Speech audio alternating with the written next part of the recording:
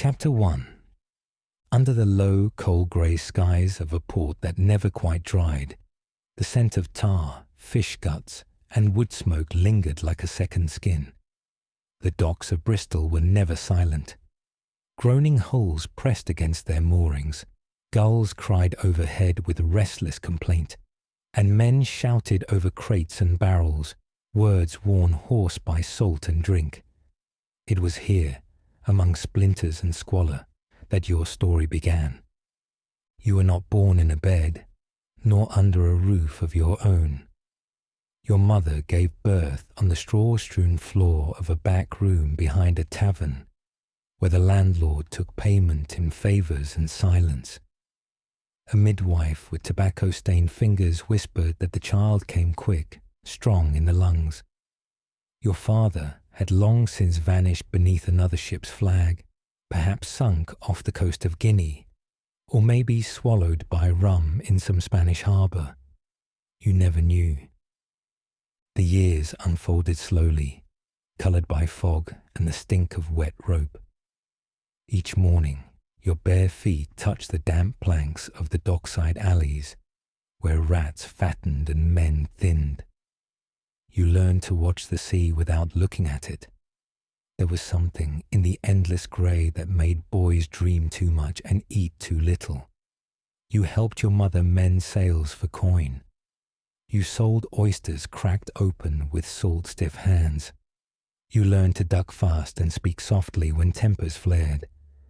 The harbour was your school, your cathedral, your battlefield.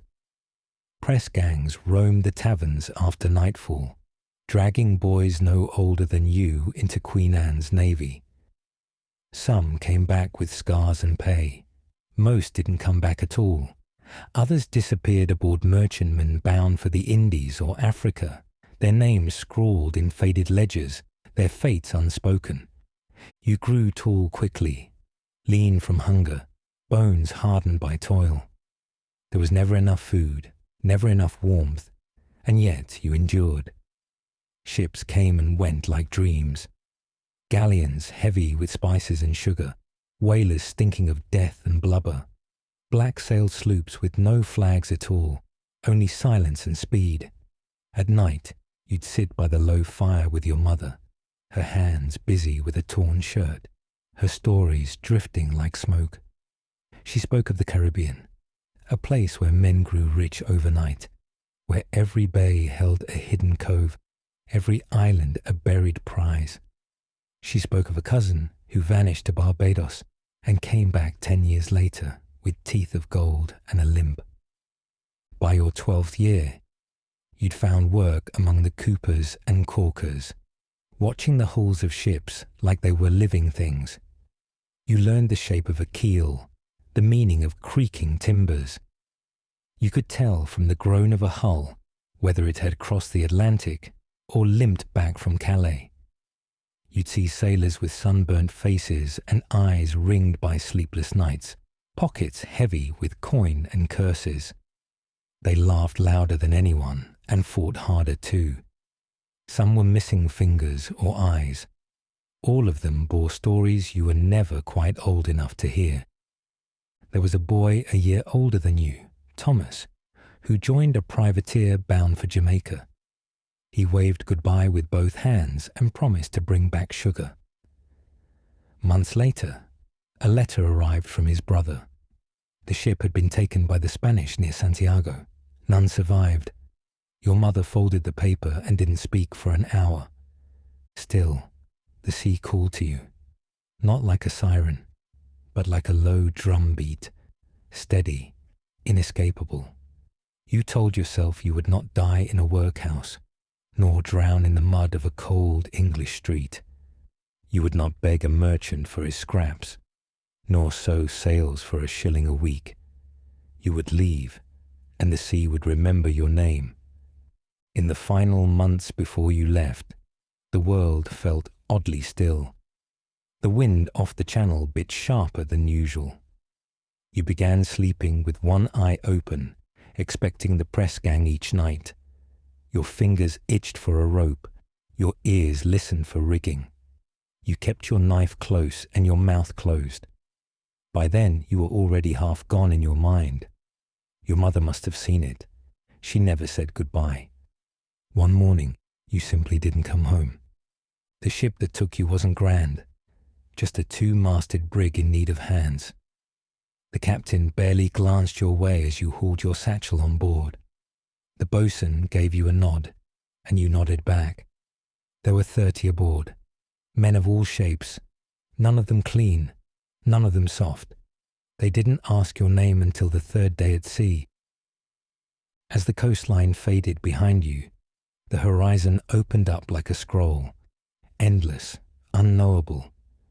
The gulls turned back, and in their place came new sounds, creaking boards, whistling winds, curses in tongues you didn't know.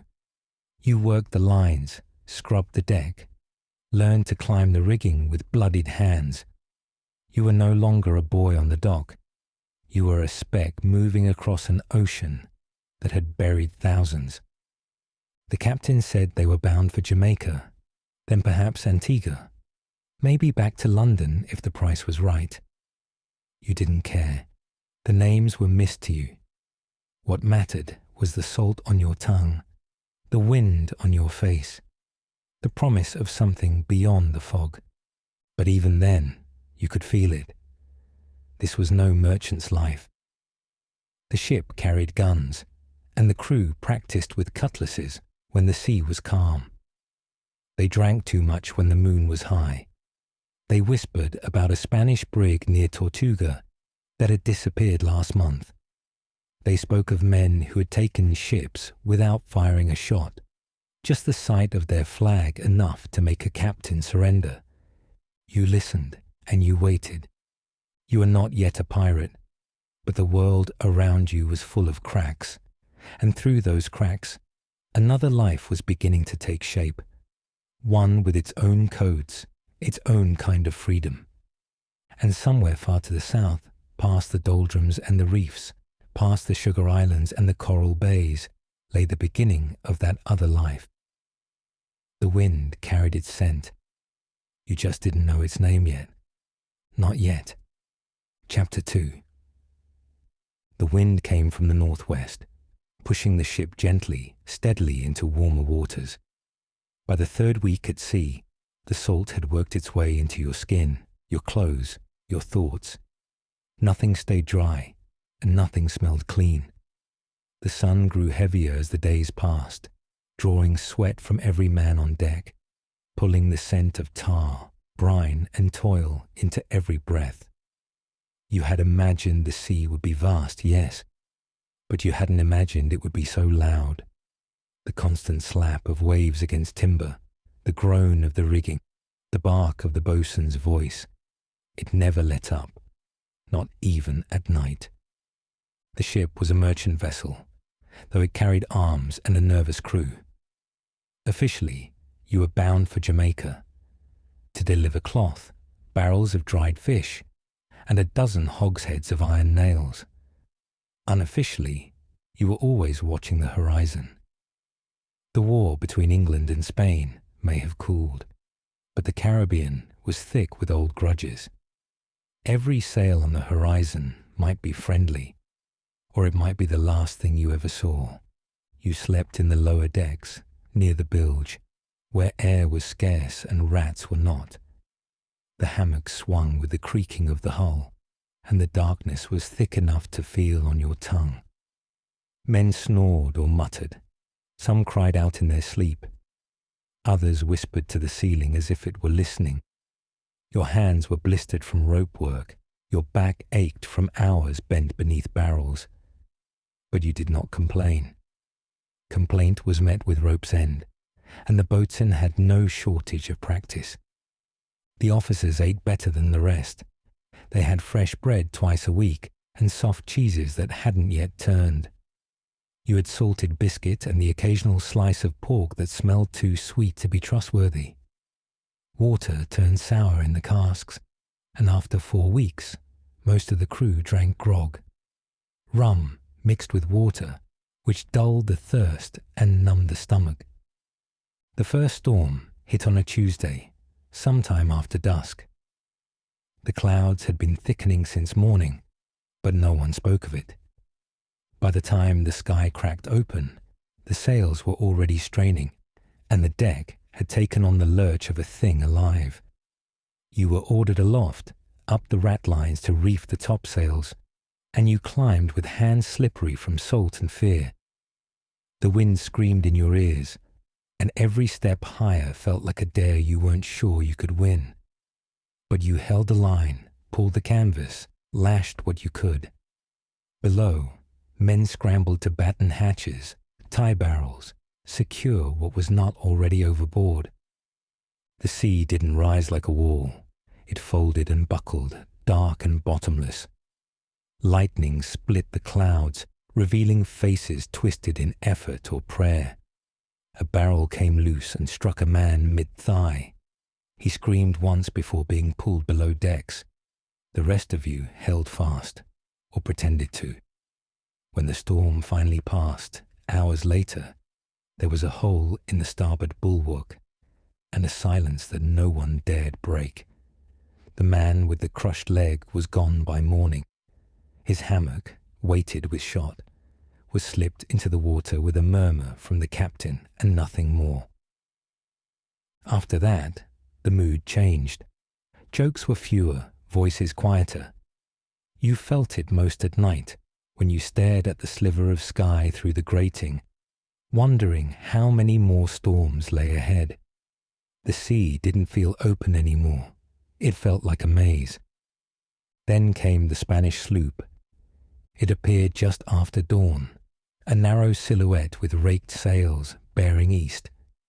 It turned sharply upon spotting you, cutting a hard angle across the wind like a gull drawn to scent. The officers shouted orders. The gunners stumbled to position. You were handed a musket you didn't know how to load, much less fire. The cannon were old, and the powder was damp from the storm.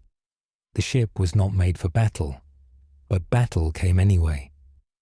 They opened fire from 100 yards, a warning shot that sent splinters flying from the bow.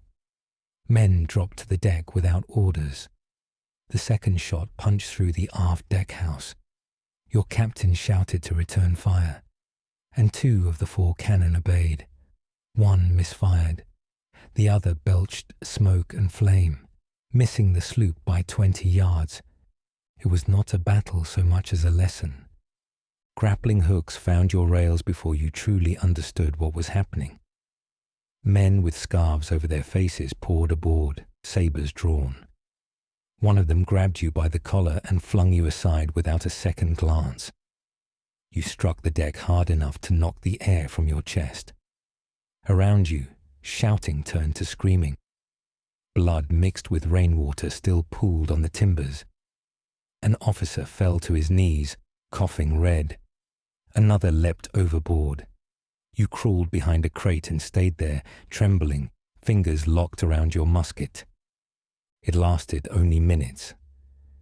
Then silence, thick and sudden. The Spaniards had taken what they wanted: food, powder, charts. They left the ship crippled but floating. They left you alive. Your captain was furious, pacing, shouting orders to no one. He blamed the gunner, the weather, the crew. He swore to report every one of you, but there was no port in sight. The sails hung limp, and the hull leaked just slowly enough to make repairs seem worth trying. For 3 more weeks, you drifted south, each day a repetition of the one before. The food dwindled. The air grew hotter. The officers punished imagined offences with rope and fist. You saw a boy whipped for nodding off during watch. Another man caught hoarding biscuit was bound to the mast and left in the sun. You began to wonder what kind of life this truly was. You had thought the sea would give you freedom. What it gave was hunger, fear, and a gnawing suspicion that you were simply meat for the machine. Another hand to pull another rope, another body to throw overboard when luck ran out. Chapter 3. The sea lay still beneath a pink-washed sky, the kind of morning that seemed to hold its breath. The sails of your vessel drooped like tired arms, and the water whispered against the hull in a voice too soft to decipher. Around you, the men moved slowly, shoulders hunched, voices low. Hunger had taken the edge off their tempers, but not the bitterness. After nearly 8 weeks at sea, with no port, no prize, and no fair wind, the crew had grown silent in a way that did not feel peaceful. You stood near the rail, eyes tracing the distant line where sea met sky. Somewhere out there lay Tortuga, or maybe Hispaniola, though you hadn't seen land for days. The captain had stopped sharing his course. He spoke now only to the officers, always behind closed doors. The food had spoiled. The water tasted of rust. Pay had not been mentioned in weeks. When someone dared to ask, he received the flat side of a blade across the jaw. The ship groaned beneath its own weight, a vessel made to trade, not to drift. It carried more musket balls than oranges, more complaints than commands. The men who had once signed on with bright dreams of the Indies now muttered in corners and cast long glances toward the captain's quarters. One evening, as the sun sank in bruised hues behind the mainmast, the whispers turned into words. You were called below decks, where a knot of men had gathered in the cargo hold, the air thick with sweat and damp wood. At the center was Elias Marr, a gunner with a scar beneath his eye and a voice like gravel soaked in honey. He spoke plainly, no flourish, no threats. There's no money, no food, and no plan. The captain's done with us, but we're not done yet. You listened, saying nothing at first. Around you, heads nodded, some slowly, others with fire in their eyes. The men weren't fools. They knew what mutiny meant. It wasn't just a gamble. It was a break from every chain that had ever held them.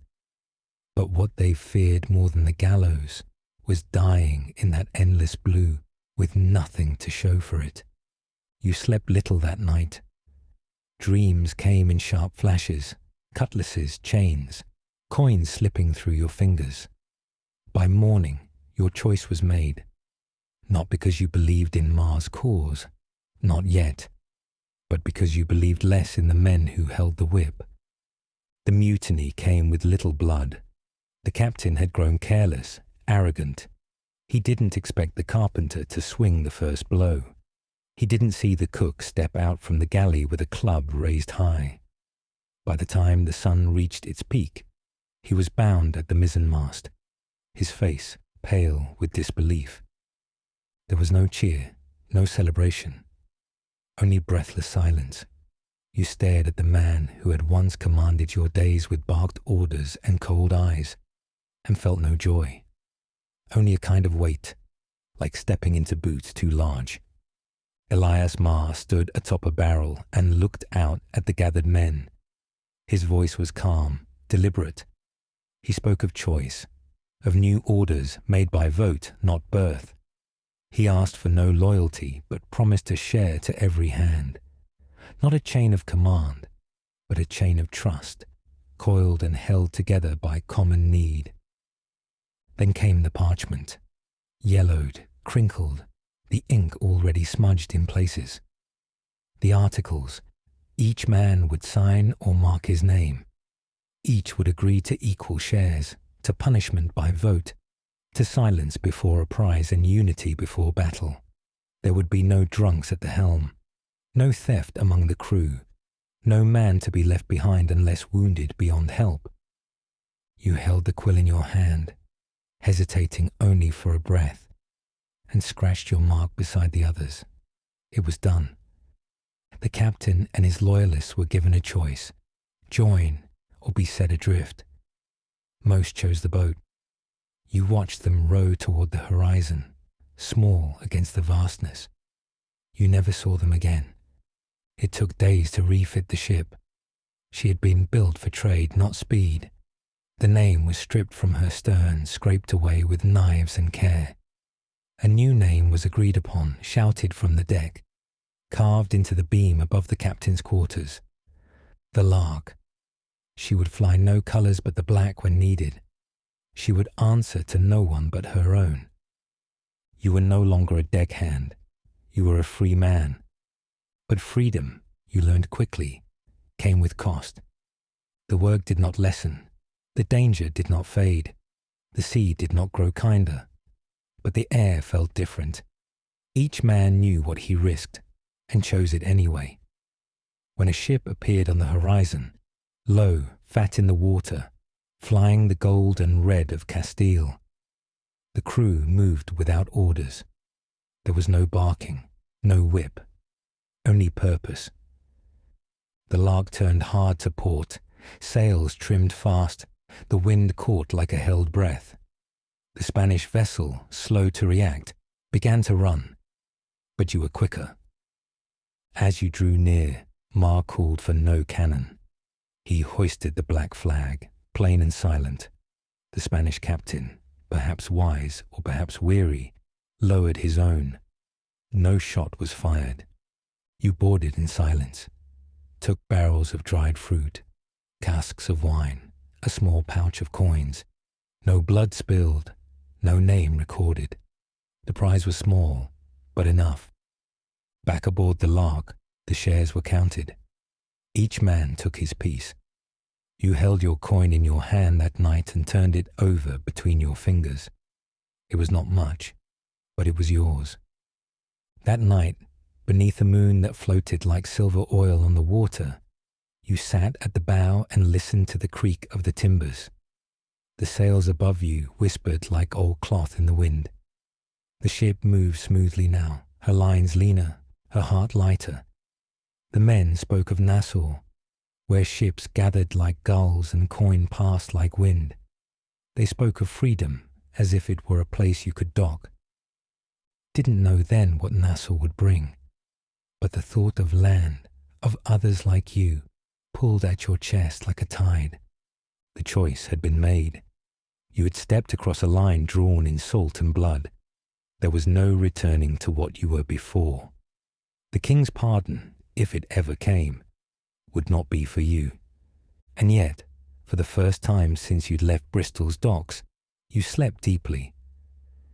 The waves rocked the ship with a rhythm older than charts or nations. Above, the stars moved slow and sure, their courses undisturbed by the troubles of men. Chapter 4. The harbour unfolded slowly through a veil of heat and light. Nassau, a crescent of palm-shaded coastline cradled by shallow turquoise waters, came into view with no fanfare. Just the rhythmic groan of your ship easing into anchor, and the sighs of men who had not stood on dry land in over a month. The town was not marked by grandeur, but by grit. Ramshackle wooden buildings leaned into the salt wind. Roofs were patched with canvas and palm. Smoke rose from cook fires and drifted over the sand like threads unraveling from a sleeve. You stepped ashore with the others, boots sinking slightly into warm, damp earth. The breeze carried the scent of seaweed, citrus, sweat and rum, distinct and unforgettable. No navy uniforms, no taxes, no questions. Nassau was a place where men with no place left to go came to breathe. It was 1715, and the town was something between a port and a myth. There was no governor, no standing army, no allegiance. The rules here were carved into memory, not marble. Ships of all kinds floated in the harbour, stolen brigs, repurposed merchantmen, and swift sloops flying no nation's colours. They belonged to no king but the sea. You found a bunk in a shared longhouse where hammocks swayed like sleeping limbs, and coin changed hands beneath the table as often as above it. The men you shared it with had names you could barely pronounce. Some Dutch, some French, some African, a few who claimed no nation at all. One had once been a surgeon, another had been a slave, another simply said he had nothing to return to. And now you all shared the same salt-weathered roof. Each day bled into the next, long and slow as molasses. You ate turtle stew beside men who'd once taken prizes in the Windward Passage. You drank rum distilled in iron pots and traded tales that all began with silence and ended with either gold or gunpowder. At night, the cove echoed with music, pipes and crude fiddles, soft voices singing old ballads with new words. The stars overhead did not blink, they only watched. Elias Marr, now captain of the Lark, kept his distance at first. He spent his days negotiating shares, bartering gunpowder, and attending long, smoky gatherings in a shack known only as the Council. You were invited after your third successful run, when your name was no longer said with question, but with nods. Inside, the room was low-roofed and thick with heat. Men sat in a circle, boots planted firm, every voice equal once you crossed the threshold. The pirate code was not theory, it was lived. Votes were held for every major decision. If a man disobeyed orders during battle, he lost his share. If he stole from another crewman, he lost his ears, or at least his place on the ship. There was no nobility, no rank without consent. Captains were chosen, not born. The code was simple, but it was sacred. Still, not all was easy. Freedom did not wash away division. Some men bristled at sharing coin with those they once saw chained. Others held grudges from past lives, naval discipline, plantation scars, betrayal at sea. You witnessed a near duel over a stolen pistol that ended in silence only because a vote was called before blades were drawn. Even in paradise, old ghosts lingered. You learned how to lead not through command, but through presence. You listened before you spoke. You carried your share of salt pork and rope.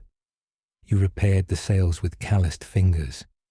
You did not gamble more than you could afford to lose.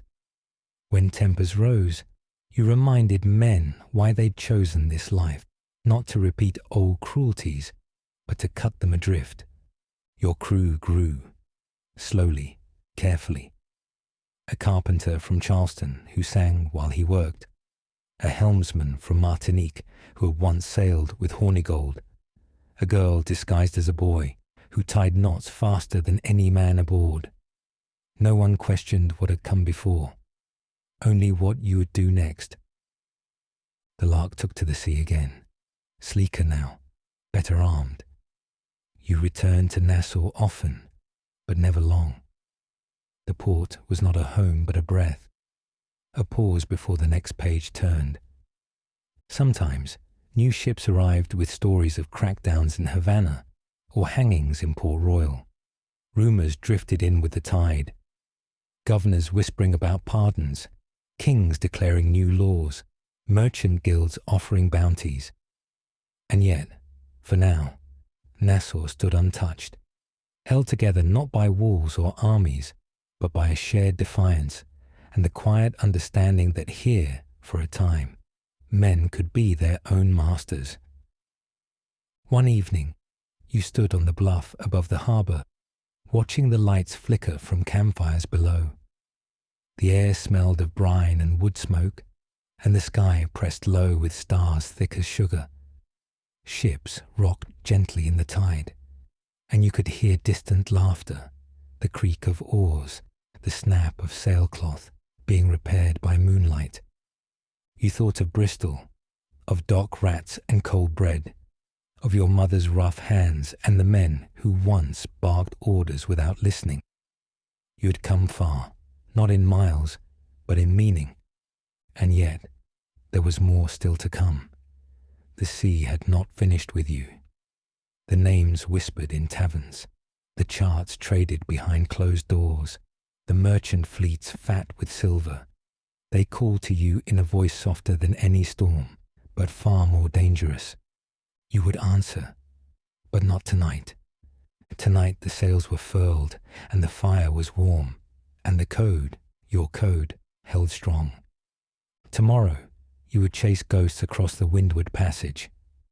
But tonight, you slept with salt on your skin and the knowledge that, for now, you had shaped a life out of lawlessness and found your name among men who bowed to no one, not even the sea.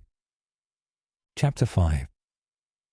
In the stillness before dawn, the windward passage stretched out like a corridor of soft metal, quiet and watchful beneath the early hush of the sky. The sea was smoother here than it had any right to be, and the sails of your ship swelled with a slow, unbothered breath. Light from the horizon arrived in fragments, slivers of coral pink and dull gold that touched the surface, but did not wake it. By now, you knew the rhythm of the hunt. You had grown used to the soft language of currents, the way a merchantman's wake differed from a sloop's, how the gulls turned tighter when something valuable floated below. You understood that the chase began not with cannon, but with silence, with days of still sailing, of patience, of watching. In this game, noise was the last thing you wanted. The lark had changed. She moved cleaner through the water, her hull repaired and reinforced, her decks trimmed of any unnecessary weight. Your crew was leaner too, though more skilled. Fewer fools, more veterans. Some had taken ships of their own before returning to sail beneath your flag. Others had names that sparked nervous glances in taverns. You had earned respect not with volume, but with precision. The men called you captain now with an even tone, not worship, not fear, but something steadier, something earned.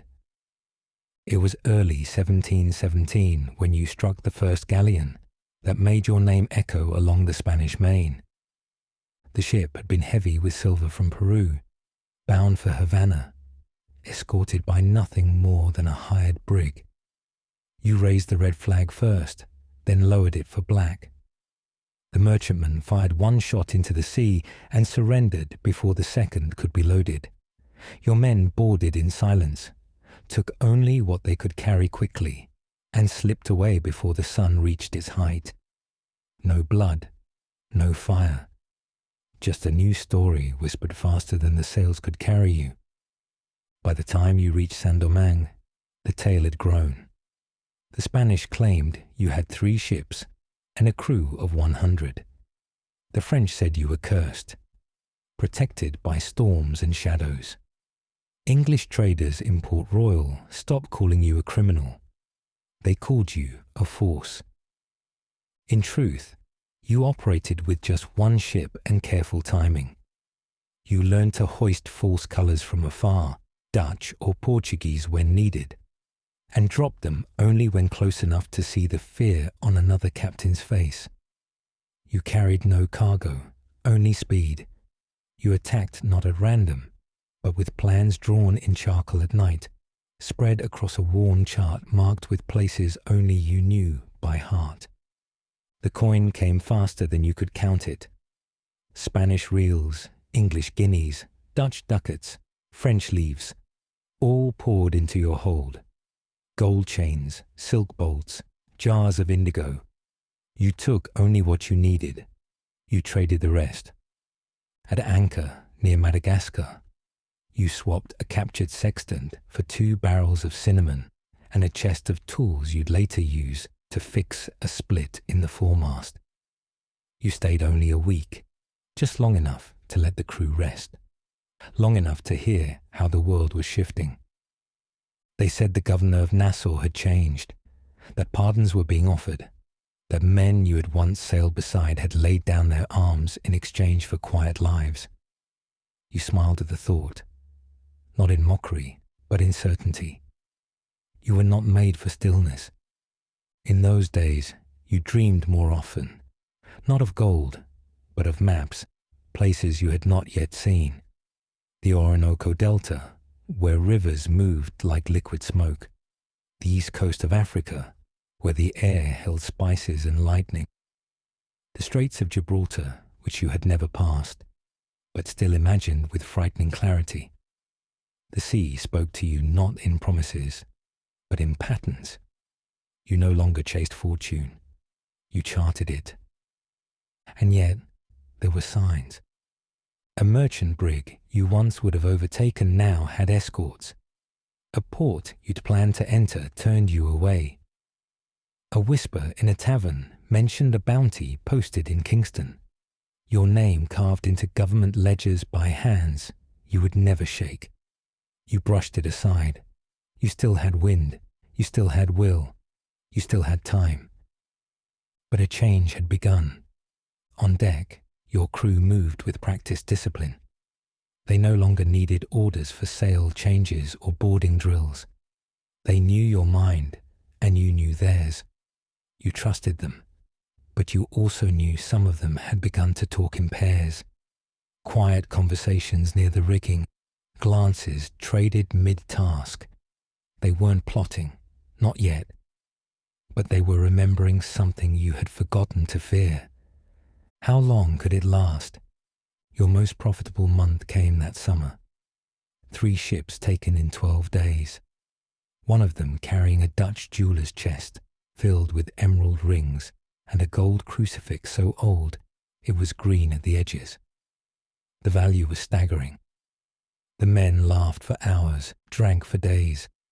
You sat apart that night, the jewel box open beside you, the air heavy with smoke and sea salt. The cross shimmered in the moonlight, untouched. Somewhere between those weeks and the months that followed, your name stopped growing. Not smaller, just quieter. It had reached its limit, perhaps. Or maybe it had grown too large to be said aloud in daylight. In a small inlet off the northern coast of Hispaniola, you met with another crew, one you hadn't seen since your early days in Nassau. Their captain was younger now, or perhaps just more tired. He spoke of new patrols, Spanish, French, and British working together. No more safe harbours, no more blind eyes. The era was shifting. The noose, he said, was tightening. You nodded, but did not speak. That night, you returned to your ship and checked the charts. You planned a new route, longer, riskier, one that would take you into the shallows near Florida's coast, where the sandbars waited like open hands, a place most avoided, a place you thought might buy you a few more months. And so, the sails rose once more. The lark cut clean across familiar waters, but the wind had changed. The weather itself seemed uncertain. Storms gathered where the skies had once been clear. You moved with the same skill, but not with the same certainty. The sea still sang to you, but the melody had shifted to a minor key. One morning, as you watched the mist burn away off the bow, you remembered the first coin you ever held, the first ship you boarded, the moment your name passed from whisper to echo. And now that echo returned, not in celebration, but as something to be chased. You stood longer at the wheel that day, letting the wind touch your face, letting your eyes follow the curve of the horizon. You didn't need to say it aloud. You already knew. Something was ending. Not today, not yet, but soon. And until then, you would hold your course. Chapter 6. The morning light arrived late these days, filtered through a sky the colour of worn iron. The wind had taken on a different voice, low and constant, with no direction. Even the waves had grown hesitant, as though waiting for something unseen. The sea, once a companion, now seemed to follow you at a distance, less like a partner and more like a witness. You had returned to the waters near the Leeward Islands, familiar currents tracing familiar coasts, but the warmth had gone from the breeze. In the harbours, there were fewer black flags now. Ships that once sailed under no allegiance had taken on new banners, or none at all. In taverns, the laughter had quieted. Men who once leaned forward with stories now glanced over their shoulders before speaking. You moved among them like a name half forgotten, still present, but no longer spoken with certainty. Whispers clung to your coat, of pardons offered, of kings who no longer turned a blind eye, of Nassau no longer free. They said Woodes Rogers had come ashore there in 1718 with orders signed in London and enough ships to make them real. He brought promises in one hand and rope in the other. Some took his papers, some fled, some disappeared entirely. He had offered clemency to any who would surrender. Men you had once shared bread and rum with now wore uniforms, polished boots, and carried warrants. Your crew heard the stories too. You saw it in their movements, slower, measured, respectful, still, but not quite loyal. They called you captain, yes, but the word had softened, lost its edge. You heard it more as habit than conviction. One man left without a word. He vanished during a supply stop at Tortuga.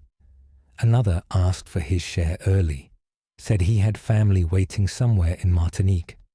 A third, the quartermaster you had once trusted to wake you before storms, suggested you turn north, anchor for a season.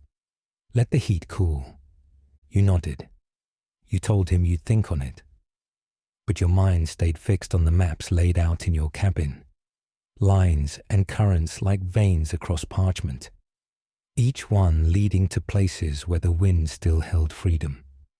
And yet, the ship had changed. The sails wore their fray like old scars. The ropes held, but they whispered when pulled.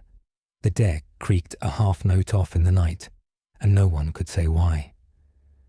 The men moved quieter now, not out of discipline, but from uncertainty. Rum was thinner, laughter shorter. There was no storm, but you could feel the pressure building all the same. At anchor near the southern coast of Cuba, the dusk came earlier than expected. The lanterns were lit before the last line was tied, and the evening passed without song. You sat on the stern rail, watching the moon ripple in the water, listening to the ship settle in for the night.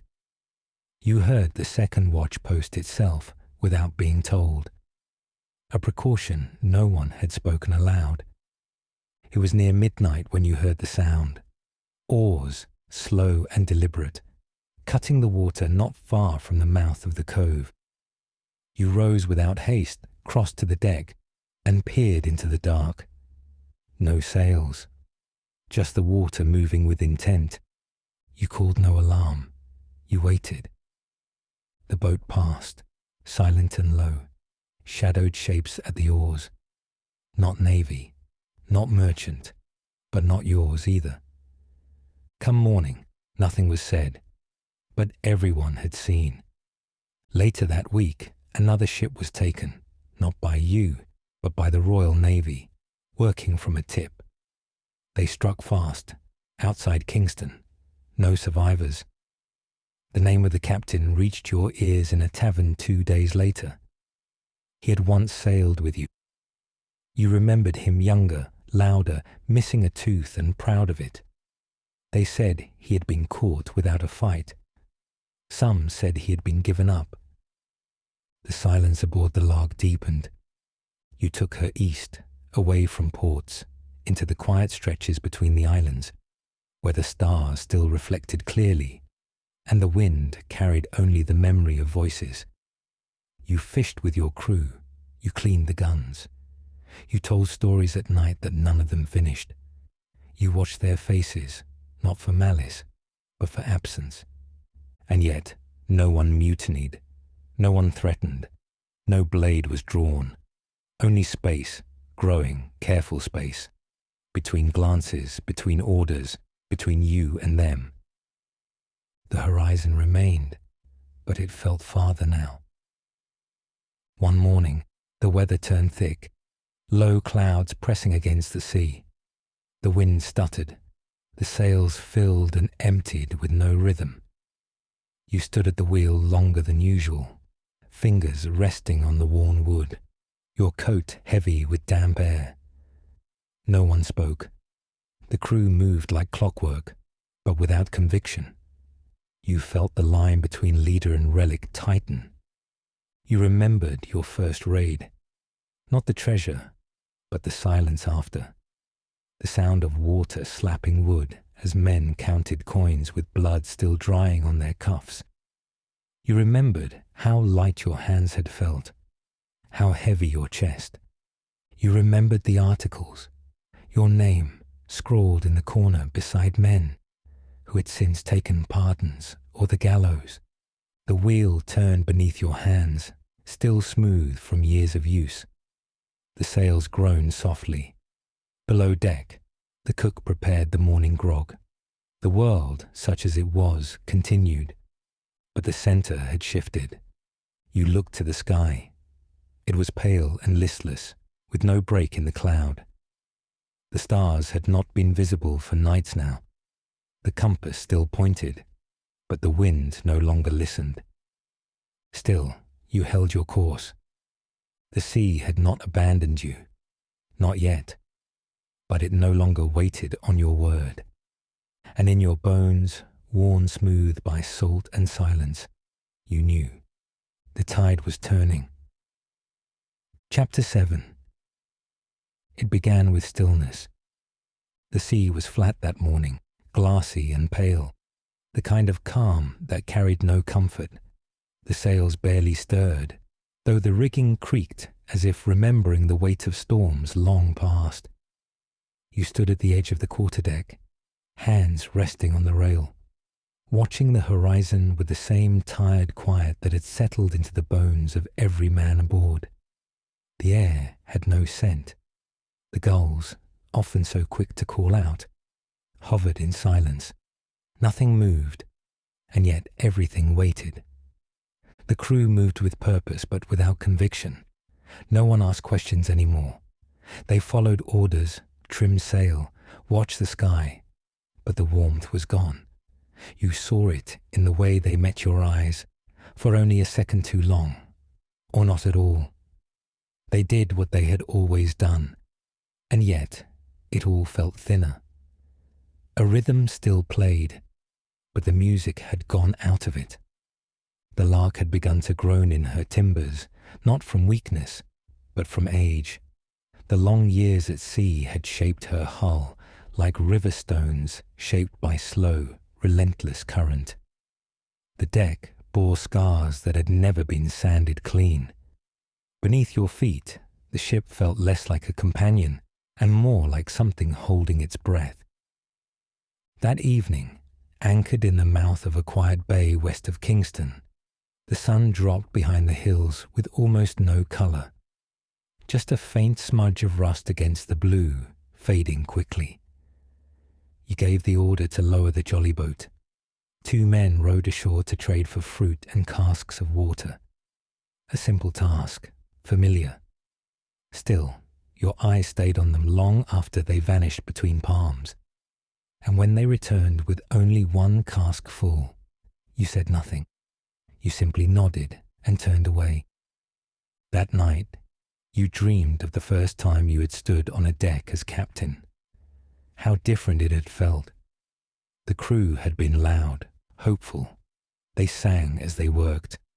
The sea had been endless then, and it had felt like all of it belonged to you. Now it felt smaller, not from shrinking, but from tightening. The wind changed the next morning. Light, but from the southeast. Enough to move, enough to leave. You gave the order. The crew hoisted anchor with practiced care. Not a word was spoken that wasn't required.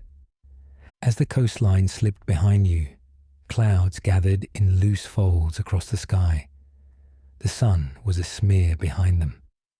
Your first mate stood beside the helm, watching your expression as if looking for permission to speak. He said something about fishing lines, and you agreed without hearing. By noon, the lookout called sail. A shadow against the water to the northeast, distant but gaining. You brought the glass to your eye, slowly, steady as ever. A brig, broad in the beam, low in the water, No flag, no visible crew. But you knew the posture. You had held it yourself too many times not to recognize it. You ordered a turn to the west, slow and casual. Not flight, just caution. Still no color from the stranger. By afternoon, the second ship had gained distance. Closer now. Close enough to feel the tension pass through the deck like vibration. You raised the long glass again. The brig still flew nothing. But it sailed clean. Too clean. You called for arms, but softly. The men responded quickly, without question. Gunners checked powder. Pistols were loaded. Blades tested. Still, no one raised their voice. There was no panic. Only the calm that comes before a storm known, but not named. It was just after twilight that they struck. You never saw the second ship. The first had drawn your eye long enough for the second to slip around the lee side of a reef, low in the water, sails reefed until the very last moment. A trick you yourself had used years ago in that same stretch of sea. Their cannon fire was sharp and precise. One shot across your bow, a second into the mainsail, tearing cloth and snapping lines with terrible grace.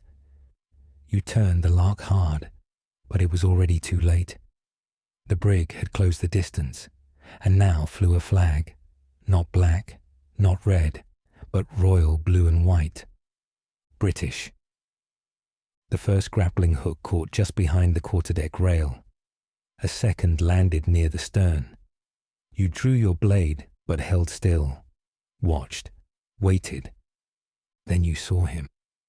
The man standing at the enemy helm, issuing commands in clipped tones, clean coat, wide stance. You had sailed with him once. Not long, not closely, but long enough to remember the scar beneath his jaw, the ring on his left hand, the way he always took his grog with nutmeg, and long enough to recognize that he had once stood beside your quartermaster in Nassau. You turned to look for him, your quartermaster. He stood amidship, his pistol drawn, but not aimed. He met your eyes, and in that brief moment, you knew. Not for greed, not for revenge, not even for survival. He had chosen something else. He dropped his weapon to the deck and raised his hands. You gave no order to fight. The crew hesitated. Some looked to you, others to the enemy ship. No commands were given, no courage summoned. There was only the creak of lines and the heavy sound of boots crossing wood. You dropped your blade, slowly, deliberately. A voice, clear and cold, called for your surrender, and you nodded. They boarded with restraint, shackled you with worn iron cuffs. No gloating, no cheers, just silence. You watched as the Lark, your ship, was inspected by strangers. Her name scraped from her side, her logbook taken, her colours cut and folded. They kept you apart from your crew, not in a cell, just alone. A cabin with no view, where the sound of the water came through a small vent near the floor. You sat on the floor, back against the hull, and waited. But they did not hang you. Not yet. Instead, they sailed for Jamaica. Port Royal, they said. For trial. For mercy, maybe. Or a message. You were not afraid. Not anymore. Only hollow. The sea still moved beneath you, steady and slow. You felt it like breath, like memory, like something you had touched but never truly held. Outside, the rain began. Soft at first, then heavier, tapping against the boards with rhythm. You closed your eyes. And somewhere, in the quiet between thoughts, you saw her again. The Lark before the name, before the articles, before the coin. Just a ship, leaning into the wind, free for the briefest time. Chapter 8. The mornings came gently on the coast. Soft mist would gather along the treetops, trailing through the branches like a wandering veil. Birds spoke in slow calls, their voices drifting through the canopy and vanishing before they could echo. The sun rose reluctantly, touching the dirt paths and woven palms with a low amber hush. Everything here moved at its own pace. You moved with it. There was no harbour now, no keel beneath you, no crew, just earth and trees, and the steady sound of water dripping from leaves too high to see. You had followed no map to get here, just instinct, just the need to vanish. Whether you had been spared or had slipped the noose was a detail that belonged to another life. The last thing you remembered from that world was the iron cuffs against your wrists and the steady thump of your own heart as you watched your ship drift away under another man's flag. After that, you remembered days of silence and a name you stopped answering to. You lived inland now, just far enough from the coast that the smell of salt water arrived only with storms. A hut made of river cane and mud kept the sun off your back and the snakes out of your bedding. You gathered rainwater in wide clay pots. You traded cured fish for sweet fruit and fabric. The people here spoke little of pass. They only asked if you could work, and you could. At night, the jungle did not sleep. Cicadas hummed like old ropes drawn tight. Frogs answered them from the brush. Somewhere in the distance, the river kept flowing, whispering to itself, pulling old stories down toward the sea. You listened. Some days, you walked the riverbank barefoot, feeling the smooth stones beneath your soles, watching the shadows of fish pass over the sunlit sand. Other days, you stayed indoors, mending a net or turning a knife over in your palm, not to sharpen, just to feel the weight. The hands remembered what the mind tried to forget. The past did not chase you, but it lingered. Sometimes you would wake just before dawn, certain you had heard a bell, some signal to rise, to reef the sails, to check the wind. You would lie there staring into the darkness of the thatched roof, the silence too wide, too deep. And then, slowly, the jungle would return. The bird calls, the rustle of leaves, the world you had learned to live in again. The people never asked why you did not speak your name. They called you Old Sailor, sometimes Riverman. Once, a child asked if you had ever seen the sea. You had smiled, just a little, and said once. She nodded as if that made sense. A man arrived one day from the east, with stories carved into his skin, scars along his arms, his chest, the back of his neck. He traded copper pots for salt and spoke of treasure buried near the Gulf, Spanish gold from a wreck long forgotten. He said there were maps hidden in Havana if you knew who to ask, that there were still ships out there, lean and fast, chasing fortune through waters where no flag dared fly. You listened, but did not speak. He left the next morning, following the coast westward. You stood on the edge of the trees, watching the distant line of ocean. You could almost hear it again, the creak of the mast, the crack of canvas, the low rhythm of boots across wood. You turned back before the memory could finish. There were others too, whispers from deeper in the forest, men who had once flown the same colors as you, now living in hill villages, married to silence, growing cassava and raising dogs. You never sought them out. You had nothing to say. But one night, as the wind rose and the rain began to tap gently against your shutters, you found your hands tracing the edges of an old chart you kept folded inside a clay jar. It had no names, only shapes, islands, reefs, a few marks you had drawn once in charcoal and forgotten the meanings of. You spread it on the floor and sat for a long time, watching the lines as if they might move. The next morning, you returned to your routines. You fished, You mended. You watched the sky. But something had shifted. A small boat washed up one day after a storm, splintered and half-rotted, hull cracked like a dropped shell. No name, no sign of crew, just a length of line still tied to the cleat.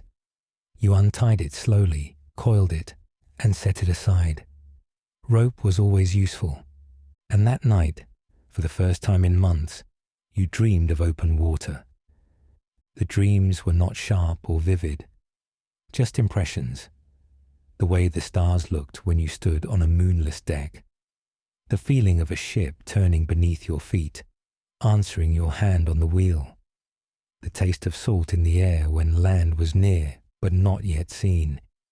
You woke with the rhythm of waves still pulsing behind your eyes. But when you opened the door to your hut, there was only forest. Still, wide, indifferent. You stayed inland, for now. But your hands had grown restless, and the sea, though quiet, was still there, waiting. Chapter 9. The air along the coast had changed, not with storm, not with season. Something older, something quieter. You felt it in the weight of your own breath, in the hush that followed birdsong, in the way the tide rolled in, not eager but expectant. You stood on the shoreline at first light, bare feet pressing the damp earth, watching a sky the color of smoothed slate. In your hand was the old map. It had been folded so long that the creases had become seams, fragile as bark peeled from driftwood. Your finger traced a single curve, a crescent cove south of Hispaniola. The ink had faded, but the memory had not. It was time. You left at night, slipping between palms like a shadow untethered.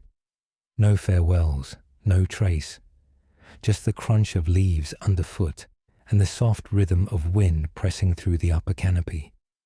The river mouth led you back to the coast, where the bones of a boat waited, lashed together with care, patched with resin, trimmed for speed, not strength. By morning, you were out past the reefs. The sail caught wind easily, as though it too had been waiting. It carried you over water that glittered faintly beneath pale sun. Ahead, the curve of the sea stretched wide and open. Behind, the jungle receded into green silence. For days, you moved like a man walking through a dream. The sky held its color longer than usual. The clouds were slow, patient, shaped like memory. Each night, you lay in the belly of your boat, watching stars you had not spoken to in years. They remembered you. You weren't sure if that comforted or condemned. Then came the ship. First, a smudge along the horizon, then a sail, then another. You turned slightly, adjusted your line, not to flee, just to feel the space between. But the smudge grew. A Spanish man-o'-war full in her beam, clean in her course. She moved with certainty, not hunting blindly, not patrolling, following. You altered course again, south now, toward islands where the water ran shallow and the reefs knew your name. The wind held for a while. Your small vessel skimmed over bright coral, white sand visible just beneath the blue. Flying fish leapt from your path. Seabirds followed loosely overhead. The chase became part of the rhythm, present but not loud. The Spanish ship did not rush. She did not falter. She simply continued. On the fourth day, you passed near a cove you had once used for hiding. The entrance was narrower now, choked with fallen stone and driftwood. You did not stop. There was no time, no reason. You threw weight overboard. Extra rope, a second mast, a barrel of water left half full. Each item struck the surface with a sound softer than it should have been. The boat lifted, moved quicker. But the shadow on the horizon did not shrink. By dusk, you sighted the last point marked on the map. a ring of coral islands, sharp-edged, low-slung, mostly submerged. You had hidden here before, years ago, beneath a moonless sky. Now the tide was against you. The passage narrower than you remembered. You took it anyway. The sail pulled taut, the tiller strained in your grip. The water grew loud, rushing, pulling, uncertain. The hull scraped once, then again. But it held. You slipped through. Behind you, the man-o-war paused. She could not follow. Not fully, but her guns could. The first shot landed behind your wake, far enough not to matter. The second struck coral, bursting into foam and silence. You did not look back again. Night came swiftly. The moon hung low, clouded in mist. You anchored in a narrow inlet, the water warm and still.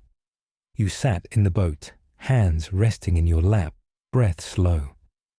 Around you, the sea made no sound. You had escaped, or delayed. It was never clear, in the end, which mattered more. You closed your eyes for a moment, and felt the memory of the lark beneath you, the larger creak of timbers, the weight of a full sail overhead, the voices of men who no longer called your name. You thought of Elias Marr, of coins divided under starlight. You thought of the quartermaster's quiet betrayal, the look he gave you before he turned away. You thought of the articles, of your mother's voice, of the dock in Bristol where it all began. You drifted in and out of sleep, rocked gently by water that held you without asking anything in return. When dawn came, you moved again, not far, just enough to reach the far side of the reef, where a sandbar curved like a bent finger, sheltering a shallow lagoon. There, you beached the boat, pulled it up by hand, unlashed the sail, covered it with brush. You left no trail. There were stories later, of a man with a limp and no name who once traded pearls for tobacco near Roatan, of a small grave found inland, marked only with an iron ring and a rusted cutlass, of a ship stripped and hidden among mangroves, never claimed, never sailed again. And there were whispers of a final map, one drawn in charcoal and sealed in wax, found beneath a floorboard in Nassau, long after the pardons had ended and the governors had changed.